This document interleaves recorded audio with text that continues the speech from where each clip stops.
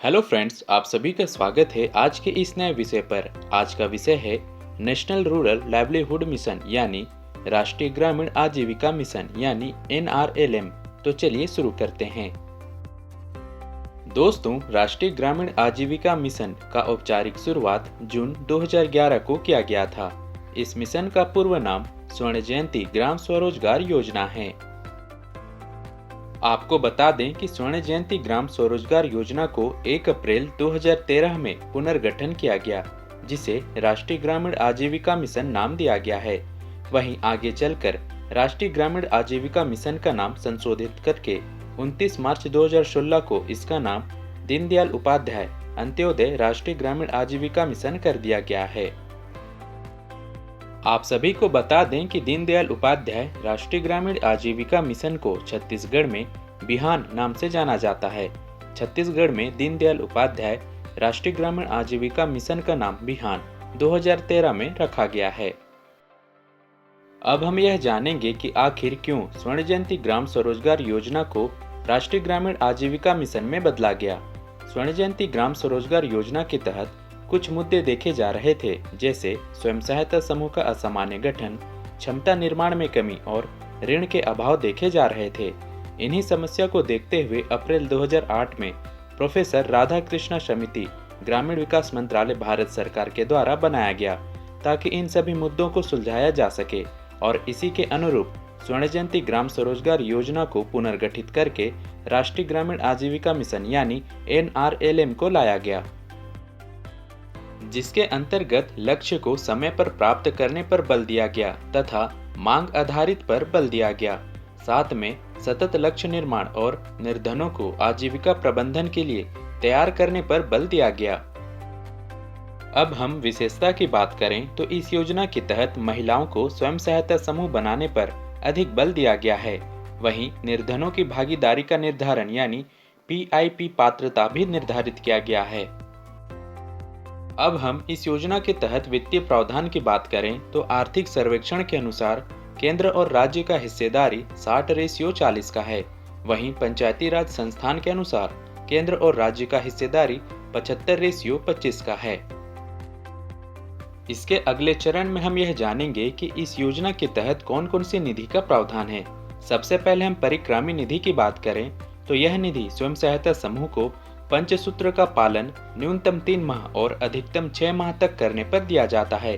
परिक्रामी निधि की यह राशि 15,000 रुपए होता है, जो समूह को 16वें या 18वें सप्ताह में प्राप्त होता है। आप सभी को बता दें कि पंचसूत्र के अंतर्गत साप्ताहिक बचत, साप्ताहिक बैठक, ऋण वापसी, आंतरिक लेन देन और बुक संधारण शामिल है।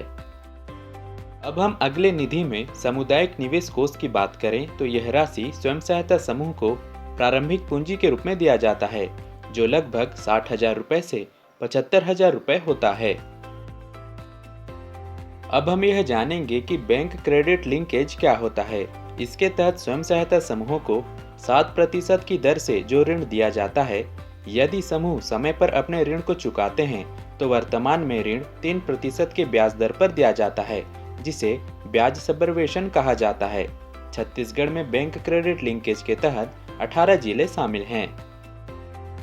अगले क्रम में हम आप सभी को यह बता दें कि NRLM यानी राष्ट्रीय ग्रामीण आजीविका मिशन के तहत कुछ उप योजना भी शामिल हैं, जिनमें महिला किसान सशक्तिकरण योजना, स्टार्टअप ग्राम उद्यमिता कार्यक्रम, आजीविका ग्रामीण एक्सप्रेस योजना शामिल है। अब हम अगले क्रम में बिहान की बात करें तो बिहान के अंतर्गत भी कुछ योजनाएं शामिल हैं, जिनमें पहला नंबर है राष्ट्रीय ग्रामीण आर्थिक रूपांतरण परियोजना यानी NREATP। इस योजना को भारत सरकार के द्वारा 2019-20 में प्रारंभ किया गया है, जिसे विश्व बैंक और भारत सरकार के द्वारा वित्त पोषित किया जाता है। वहीं इस योजना के तहत छत्तीसगढ़ के 7 जिलों के 43 विकासखंड शामिल हैं, जिसमें रायपुर, राजनांदगांव, सरगुजा, धमतरी, कांकेर, कोंडागांव और बस्तर शामिल हैं। आपको बता दें कि NREATP का पूरा नाम national rural economy transformation project है। वहीं बिहान के अंतर्गत दूसरे योजना की बात करें तो वह है उत्थान योजना। इस योजना के तहत विशेष पिछड़े जनजाति के लोगों को प्रशिक्षण दिया जाना है। वहीं इस योजना के तहत छत्तीसगढ़ के 9 जिलों का भी चयन किया गया है। वहीं बिहान के अंतर्गत अगला योजना है मिलाप योजना। इस योजना को 21 अक्टूबर 2020 से प्रारंभ किया गया है।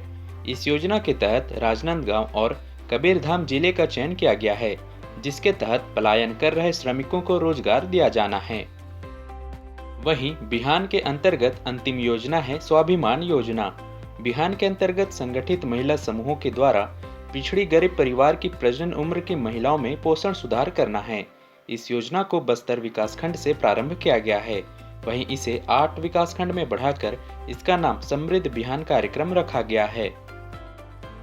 वहीं अंतिम में अन्य प्रावधान की बात करें तो इस योजना के तहत बैंक मित्र या बैंक सखी का भी प्रावधान किया गया है।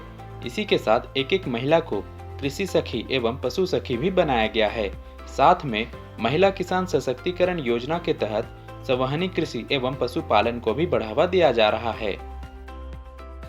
तो दोस्तों, हम उम्मीद करते हैं कि आपको इस विषय से काफी कुछ जानने को मिला होगा। तो मिलते हैं एक नए विषय के साथ, तब तक के लिए आप सभी का धन्यवाद।